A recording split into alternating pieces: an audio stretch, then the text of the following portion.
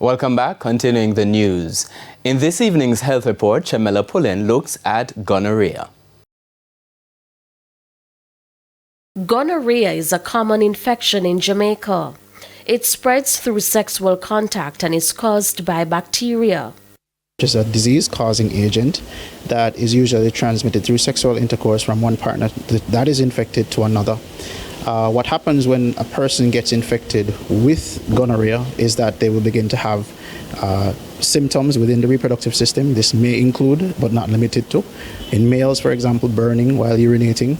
They'll also have a discolored discharge that can be yellow or green in nature, and it also has an odor. In females, similarly, they may also experience burning while urinating, and a discolored discharge of yellow or green nature as well.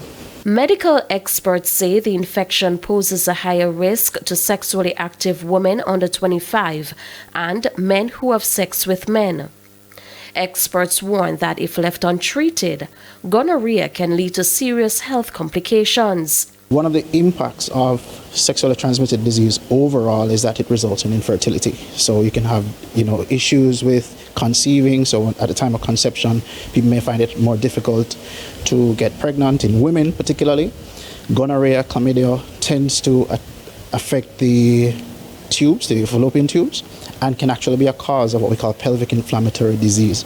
And that in and of itself results in what we call tubular scarring. So Jamaicans call it block tubes, and of course that is one of our causes of infertility here in Jamaica. Diagnosis typically involves a urine test and a swab of the affected area, which help confirm the presence of the infection.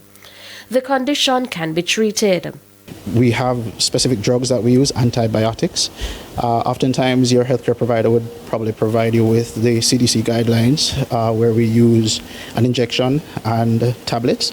But also one of the things that is of note, when treating gonorrhea, we should always suspect the patient having also chlamydia, because chlamydia is also a condition that seemingly goes hand in hand with gonorrhea, but is oftentimes asymptomatic.